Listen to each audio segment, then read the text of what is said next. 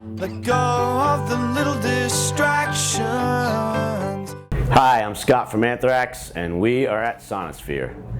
We're like this band that's come through the 80s, the 90s, the 2000s.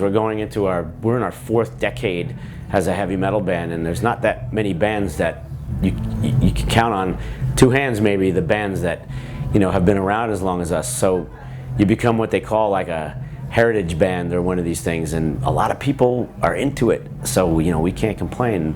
We love to play live, unless I'm wrong, and someone will, I'm sure, tell me on the internet, but I think we might be the first band to play 2 sets in the same weekend at Sonisphere. I think we've also played every UK Sonisphere, if I'm not mistaken, as well. We've never done it like we're going to do it tonight. Tonight we're only playing Among the Living because we have like a 55-minute set or whatever it may be.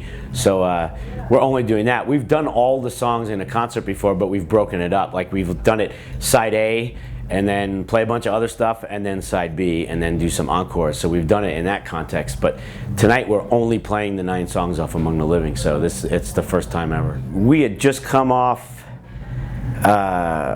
the Metallica tour in '86, in the fall of '86, when Cliff Burton was killed, and we had come off that tour, obviously early because of the tragedy, and that's when we started recording that record. Pretty much right after that, I feel like the energy just really jumps off of that record. You fucking hear how pissed off we are playing our instruments on that record. Like there's a brutality on that album that you don't hear on the 2 records before Among the Living. So it was just the record of its time, really was.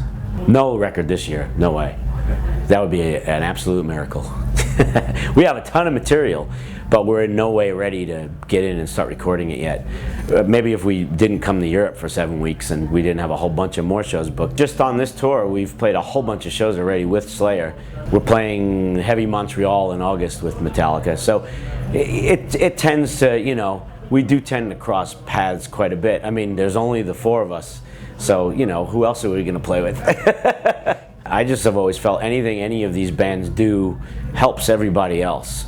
Metallica becoming one of the biggest bands ever in the history of music helps us, even just by doing big 4 shows, and it helps Anthrax. Any bands, anywhere, on any place, on any stage. We just did 3 shows with Limp Bizkit in Germany on this tour, and on paper you might say, okay, well, Anthrax did some rap stuff and Limp Bizkit is rap metal, and and it kind of makes sense. It makes no sense at all when we walk on stage in fucking Munich to 5,000 people staring at us like this. Like this. I'm talking for 4 songs, just kind of, and then slowly but surely hands start to come up. And by the 5th song, we fucking owned them, and then we still have, another 40 minutes to play, and we just made new fans, and that's what you're supposed to do as a band. Preaching to the choir is great, but the fact that we got to play 3 shows with Limp Bizkit to their audience, who's all young kids, and they left there, and a whole shitload of them went home, Googled Anthrax, and fucking stole Antisocial off the internet. Oh, I just thought of something. We're actually hoping Lady Gaga will cover an Anthrax song. Well, because we know she's a big fan, and Charlie's actually friends with her, our drummer, and so is our bass player, Frankie, actually. And she's a huge metalhead. Like, she knows her shit. Like, she knows all about Anthrax, and she knows things that we don't even remember. And so I jokingly said once, God, she should tell her to cover one of our songs and put it on iTunes. So it's like, yeah.